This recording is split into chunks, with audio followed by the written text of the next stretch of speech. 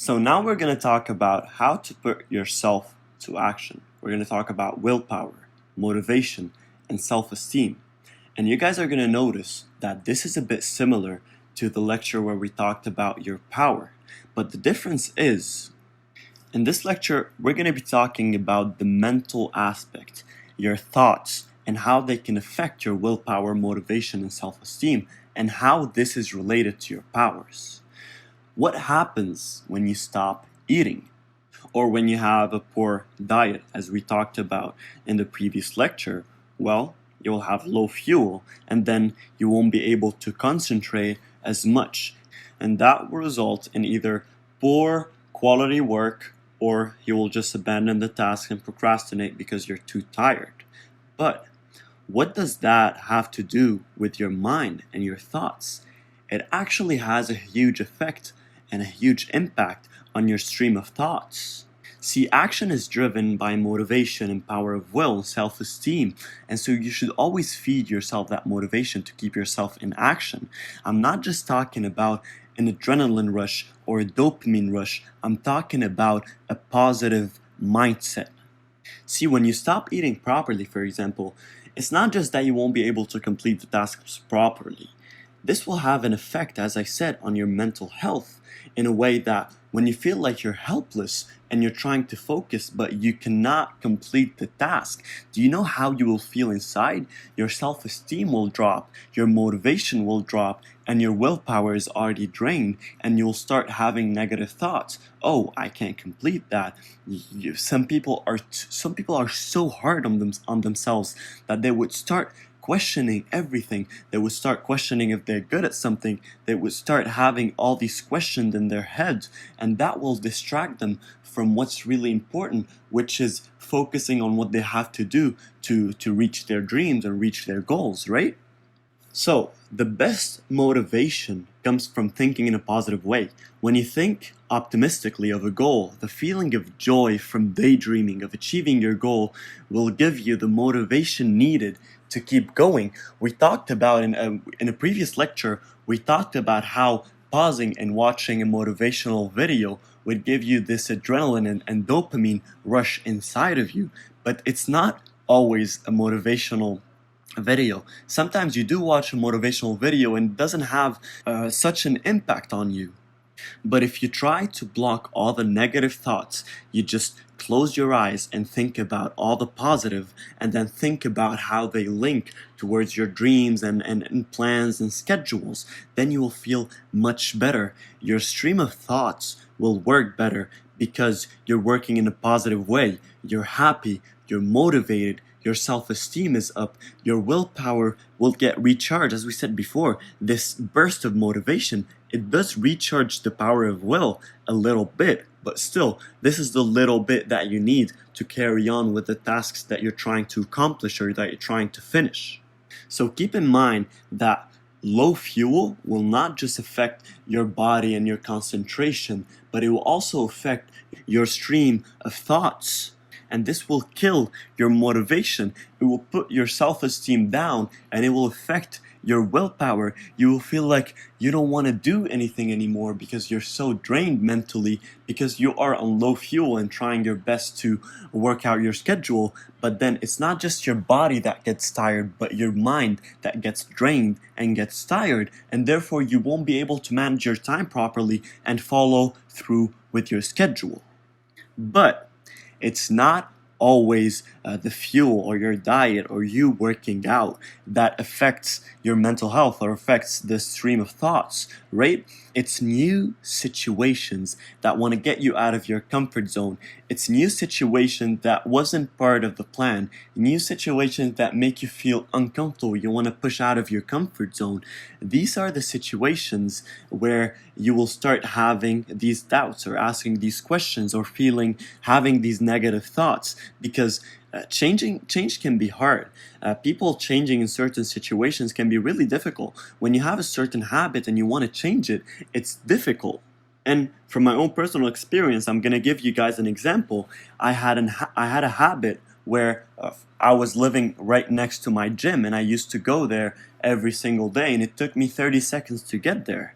But then my house caught fire, and I had to move to another house where the gym was way further. It was a long walk. So at first, I couldn't adapt to the situation because I'm not comfortable with it, walking for 15-20 minutes to get to the gym and then walking 15-20 minutes back. But that made me feel uncomfortable. And then when I started feeling uncomfortable that there's a certain situation and I don't know what to do about it, I started having these feelings of, I started not feeling as motivated because there's this big change that's affecting my schedule and my daily routine, and refusing to adapt to something that already is happening is you resisting something that you cannot change at the time, and in the meantime.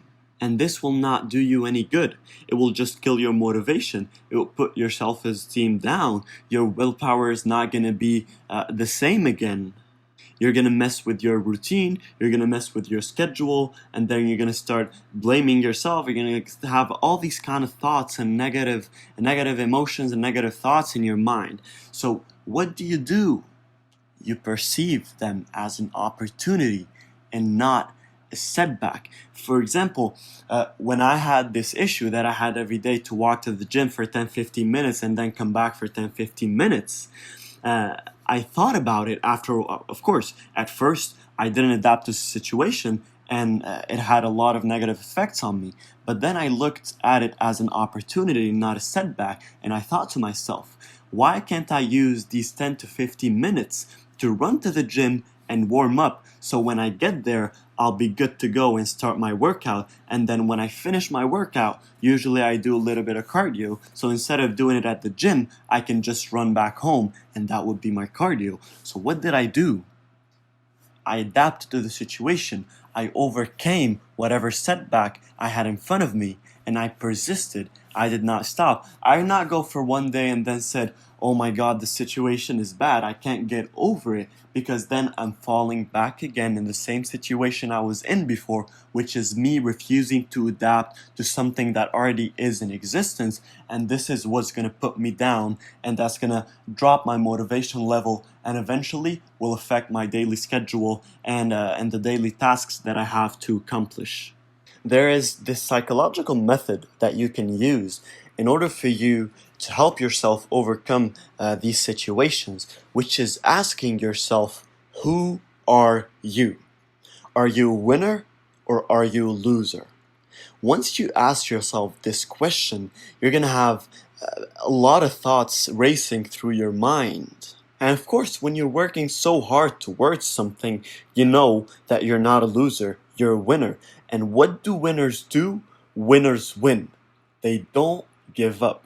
They don't look at these situations as setbacks, but they look at the situation from a different perspective, saying that I am a winner. I will win no matter what. And when you ask yourself this question, and your mind and your body feels yourself saying that I am a winner and I'm not a loser, you will have this burst of motivation and self-esteem inside of you that will help you overcome the situation. When people keep telling themselves they are lions, they are winners, they will start thinking like one, and as a result, you will start acting like one. What you tell yourself is the most important factor to your self-esteem and your motivation and your willpower. So if you keep telling yourself you're going to achieve your goal, you'll start thinking as if you have already achieved your goal, and this will grant you ways to actually achieve it. What I mean by that is, when you ask yourself this question and you say, I am a winner, you'll start thinking about how you will win and achieve this goal, whether it's to go to the gym or finish a certain business you're working on, or finishing a book that you're writing, or finishing an essay that you stopped. When you start thinking about yourself as a winner, and you will start to think about you winning and finishing this essay, or going to work out, or finishing this book, or carrying on with the marketing plan for this business, this will put you on the right track to actually walk towards achieving whatever you had to do. So what is essential for you to be able to boost your mental powers, not just the powers that we talked about in the previous lecture in terms of fuel, but I'm talking about optimism, motivation, and pros and cons. And of course, there's a lot of science backing each and every one of these concepts, and that's why I'm bringing them up. Optimism boosts your motivation when you look at the bright side and you look at what you achieved and not what you have left to do. When you're optimistic and you look at every situation as if it's not a setback, and that brings us to the next idea, which is motivation. When you say to yourself, I'm not a loser, I'm a winner. When you ask yourself who are you, this will not only boost your motivation level, this will also put you on the right track towards optimism. You will start looking at the bright side because you're thinking about winning and you're not thinking about losing. And lastly, pros and cons. Whenever you face a situation where this situation is starting to affect your mental health or starting to affect the stream of thoughts or the negative thoughts that you're having, negative emotions, motivation, self-esteem, and willpower, you need to stop and ask yourself, what are the pros and cons of this situation? Find the positive aspect of this situation and focus on it, but not just that. Look at the negative aspects of this situation and think about how can you take advantage of these negative situations to be able to complete one of the tasks that you have, or to be able to do something or implement a new habit that you wanted to do. For example, if you change jobs, you had a work right next to your house and it used to be a 5-minute walk, and you would get there, you wake up, shower, eat, and finish at 8:30 and then go to your job. But then you have another job opportunity that is better. You get fired and get another job opportunity, but you have to take the bus for half an hour. But then you'll think about, oh my God, this situation is bad. I have to change everything. I have to wake up earlier. My schedule is gonna start changing. So what are the pros? Well, you found a new job. You're not unemployed. Maybe it pays better. Maybe it has better benefits. Maybe you like the job more. These are all pros. But then you need to look at the cons, the negative aspect, and you say, well, it will have to change my schedule. I will have to commute for half an hour to go there and half an hour to get back there. So how can I use these cons to my advantage, for example? So you ask yourself, how can I use this situation in order for me to get closer to my goals or finishing up some tasks? So let's say you have your job, but on the side you're writing a book. Well, you can use this half hour of commute to continue writing your book. If, for example, you like reading and you want to have more knowledge in a certain topic, this is what we talked about before. When you want to become skillful, so you can actually save time when you're working on stuff, you need to read a lot about this certain skill for you to be able to enhance the skill. So if you use this half an hour to read about a certain skill that you have, maybe you're really good at marketing and you start reading about marketing for half an hour, going to your job and coming back to your place. If you spend an hour a day reading about it, when we talked about it before, we said spend at least 10 minutes reading about your skill, so you can eventually get to a point where your skill is so good that will save you a lot of time. But now you're in a situation where you have an hour of free time that you have to go through. So why not just use that to your own advantage and work on your skill, so you'll be able to master the skill in a year instead of mastering it in 3. So the pros and cons is a psychological way for you to assess a situation based on how can you adapt to a change in a way that you use the negative aspect and turn it into a positive aspect. So you're not just being optimistic, you're being optimistic and you're being a changer. You're taking the negative part and you're turning it into a positive part, eliminating every single negative thought or negative situation that can get you negative thoughts or that can affect your motivation and willpower and self-esteem. And now that we're talking about thoughts, so before, when we talked about how your diet, for example, can affect your motivation in a way that having a bad diet can eventually drain out your willpower and can drain out your motivation. And we talked about how, for example, watching a motivational video or thinking about your goals can boost your motivation. But there's also a science behind motivation. There are these 3 concepts that can actually boost your motivation or affect your motivation if you don't follow through with it. So first is competition. Having a competition with another person or having a competition with yourself. If you have a competition with another person, a lot of people don't recommend that. They say focus on yourself, otherwise you would feel bad if the other guy that made it before you do.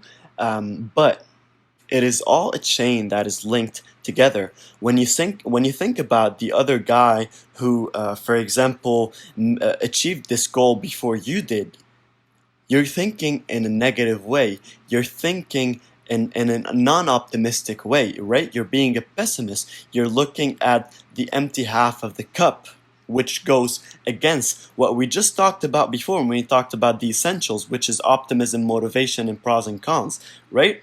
You're not being optimistic, which is affecting the levels of motivation, and you're putting the list of pros and cons and focusing on the cons rather than focusing on the pros or focusing on turning the cons into pros. When you think about it as, okay, he achieved this goal, what can I learn from him to be able to achieve this goal as well? Or what kind of mistakes did he run into that I can avoid in order for me to be able to reach that goal? Or you have the competition between you and yourself. So you put, for example, a deadline and you say, I'm going to finish it by then. I challenge myself. You challenge yourself to make it by the certain headline, to finish this goal or this task by the time you hit the certain deadline. This will help you boost your motivation, because competition will put you in this state of alertness. It will also boost your adrenaline a little bit, this bit that you need in order for you to get better cognitive abilities and behaviors and be able to focus more. Which brings us to accountability.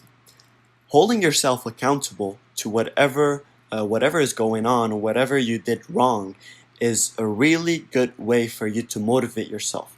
When you always blame it on others, you will feel like you're helpless. You can't control the situation. Why? Because other people are the effect, or other people made this happen.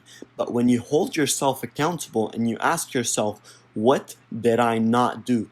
Where was I wrong? How did I affect the situation for it to be bad? Or how did I get myself here? How did I, for example, miss the deadline to submit the essay, and not how, for example, the professor didn't send an email until 5 days before the essay? You need to hold yourself accountable. So when you put a certain competition and you get to the deadline and you're like, oh, well, I missed the deadline, it's fine. Then the next time you're going to do it, you're not going to feel as motivated because, well, you're not going into a competition.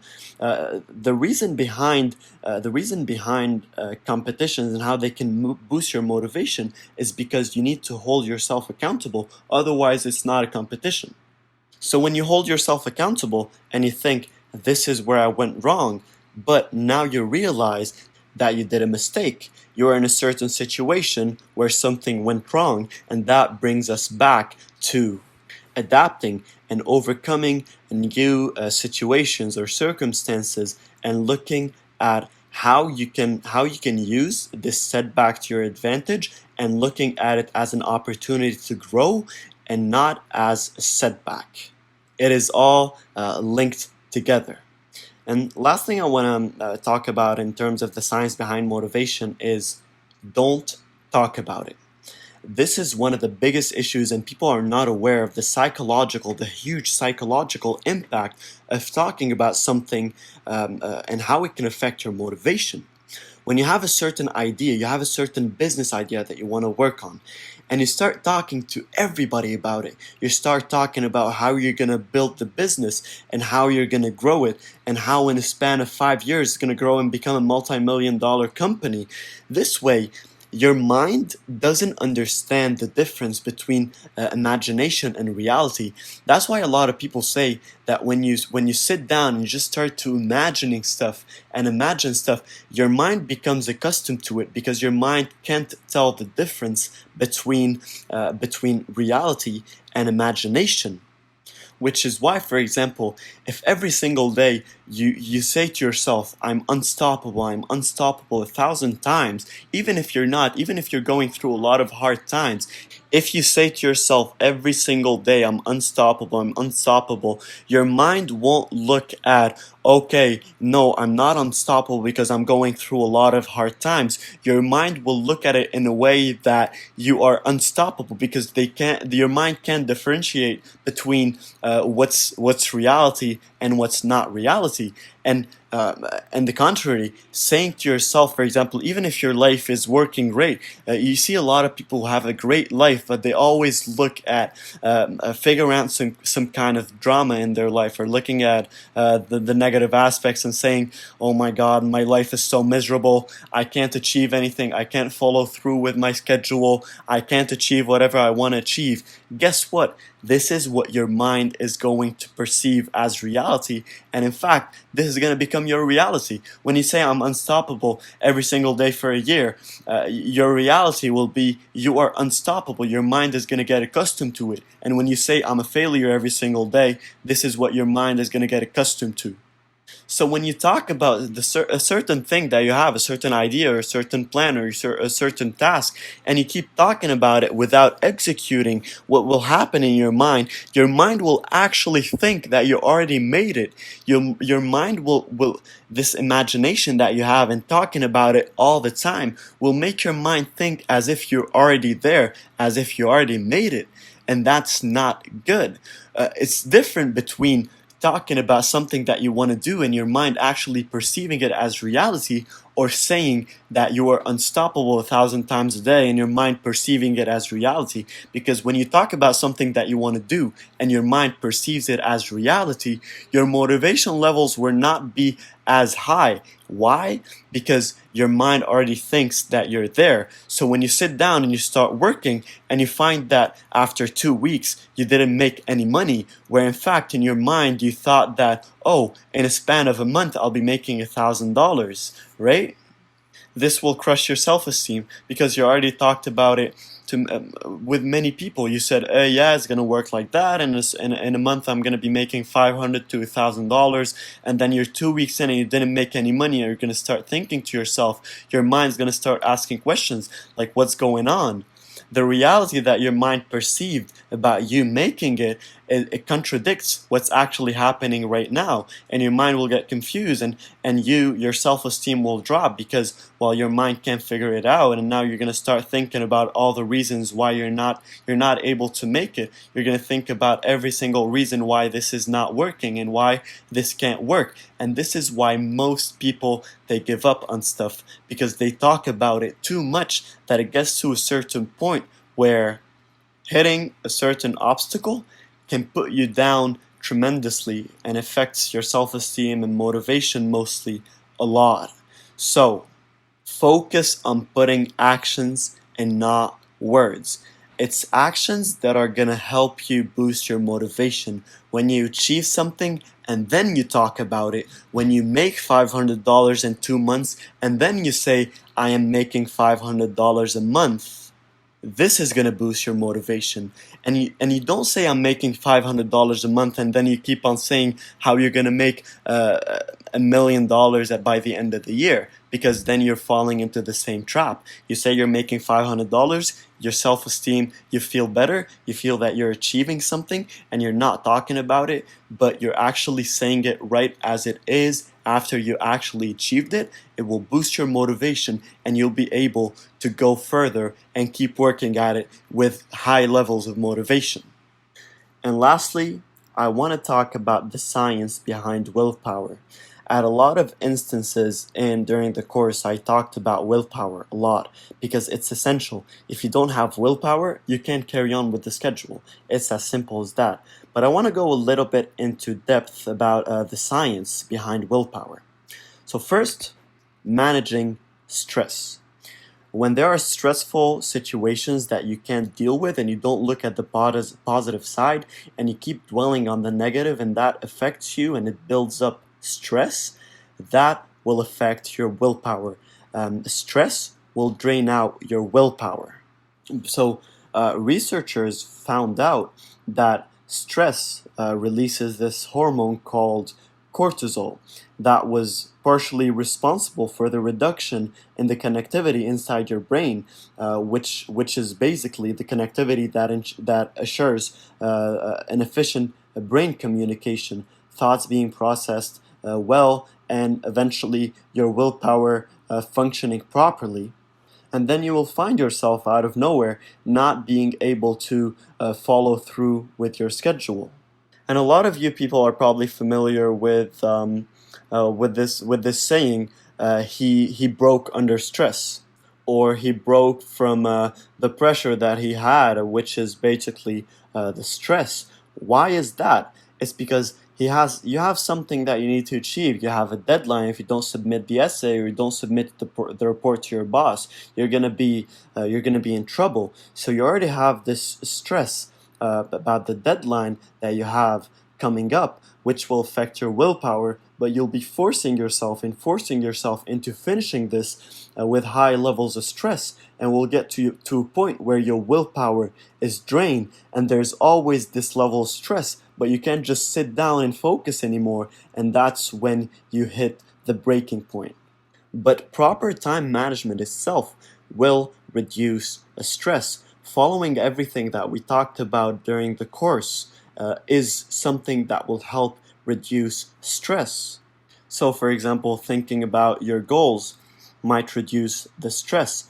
Putting the problem in perspective and breaking it down will help reduce the stress. Looking at the situations, looking at the worst case scenarios, taking a short break and thinking about the situation and trying to assess it properly will help you overcome stress. And of course, you can go read more about it, how your diet can affect the stress, how the quality of sleep can affect the stress. And eventually, it all links up to your time management. If you manage your time properly, if you follow through with everything that you're learning in this course, you will not get to a point where you're so crammed and you're so close to the deadline and you still have a lot to do, because you're already following strategies that'll help you break down the tasks to be able to get to the deadline and have the job done effectively. So when you follow through with the time management strategies and tips, you will not even get to a point where the stress levels are so high because you have a deadline coming up and you haven't done anything, because you're managing your time properly and getting everything done at the right time. Now, another psychological aspect behind your willpower, two things that can help a lot. We talked about sleeping well before, how your willpower is like a battery, and when you sleep, you charge it up. But not just that. Meditating, sitting down, sitting still for 20 minutes, and focusing on your breathing will enhance your willpower. Because what's going on is, when you sit down and you focus on your breathing, every single time you get a thought, you get a distraction, you get a temptation, you're letting it go and you're focusing on your breathing. This will eventually reinforce your willpower because it will help you focus more. It will limit, as you can see, the last one is temptations. When you sit down and focus on breathing and eliminate all the temptations, this will help boost your willpower. And talking about temptations, one of the things that drain willpower the most is us resisting temptations. So what if we can remove the temptations from around us? If, for example, you have this temptation of looking at your phone every time you get a notification and you just can't help it because you're so used to working on your phone all the time. So turning off your phone or putting it away is you removing the temptations. And by removing the temptation, you're removing the willpower's resistance to avoid this temptation and focus on what matters most, and therefore you will have more willpower to carry on with what actually matters. And of course, working out, I'm not going to go through it again. It helps boost your willpower. It's scientifically speaking and psychologically speaking, it helps boost your willpower. The 5-minute rule and reinforcement, these are two things that we haven't talked about before that we're going to talk about right now. So we're going to start by talking about reinforcement. So according to bcotb.com, positive reinforcement works by presenting a motivating, reinforcing stimulus to the person after the desired behavior is exhibited, making the behavior more likely to happen in the future. Meaning, watching an episode on Netflix after finishing your essay, going out with your friends after finishing a certain task on your schedule. So that's positive reinforcement is you giving yourself something, a present if you want, when you have a certain behavior, a certain desired behavior that is exhibited. So of course, having something that you're looking up to, so it's not just that the task in hand will get you closer to your goals, and that's motivating. However, with positive reinforcement, there is something that you're going to look up to, that you're going to attain after you finish this task, and is going to motivate you even more, especially if you really want to do this thing, right? And now, of course, according to the BCOTB website.com, negative reinforcement occurs when a certain stimulus is removed after a particular behavior is exhibited.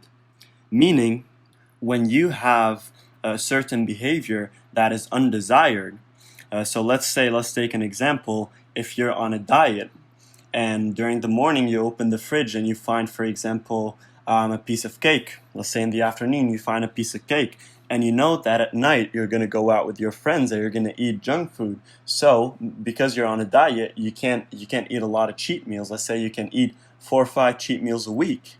So then if you eat this cake in the afternoon and you work with the negative reinforcement, you will not eat when you go out with your friends as a result of the undesired behavior, which is you eating the cake in the afternoon. So this kind of reinforcement, the difference is, in the positive reinforcement, you're motivating yourself because you're looking up to something.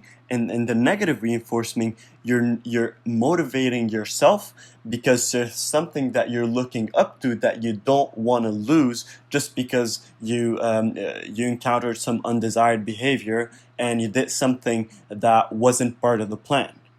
So you would, for example, write the essay on time so you avoid missing the deadline and getting an F, failing the class, right? This is negative reinforcement. You finishing the job so your boss don't nag and argue and pinpoint some problems, right? And this is all part of the science behind willpower eventually. Because when you have a desired outcome that you want to reach, you will get motivated to get there, and this motivation will boost your willpower, and you'll be able to sit down and focus so you can finish the task on time, so you can have the desired behavior, and vice versa. When there is something that you don't want this particular thing to happen, so then you will have this motivation because of the small stress. And as we said before, when there's a little bit of stress, that releases adrenaline in your body. So when there's something that you don't want it to happen, you're gonna have a little bit of stress, which is gonna boost your adrenaline, and then you'll be able to focus more. You'll get more motivation, because you're not thinking in a way that I'm looking up to success. Your motivation here is I'm looking up to me not failing, me being a winner and not a loser, right? And lastly, the 5-minute rule. So sometimes you can't tell the difference between your willpower getting drained and just you wanting to procrastinate because the task is boring, or whatever reason you want to do something a bit more interesting, right? Sometimes it gets tricky. That's why before we talked about you being aware of all these things. Just become aware of the thoughts going on in your mind. So the 5-minute rule is the following. Whenever you have a task and you feel like your willpower is getting drained, the question here is it really drained, or are you just procrastinating because you want to do something else? So what you do with the 5-minute rule is you say, okay, I'm going to sit down for 5 minutes and start doing this task. And if after 5 minutes I do feel like my willpower is drained and I cannot focus anymore, I just need a break, you do that, you go for the break. But if after 5 minutes after starting, usually when you want to procrastinate, if you already start the task and you want to get it over with, you most likely you won't procrastinate. Most of the times, anytime, When you procrastinate before finishing the task, or where you're in the middle of the task and you want to take a break. But once you start the task, you're less likely to start procrastinating. You'll at least finish a bit of the task. But after 5 minutes, if you find yourself that, okay, I am tired, my willpower is drained, you need to take a break, and then you go for it.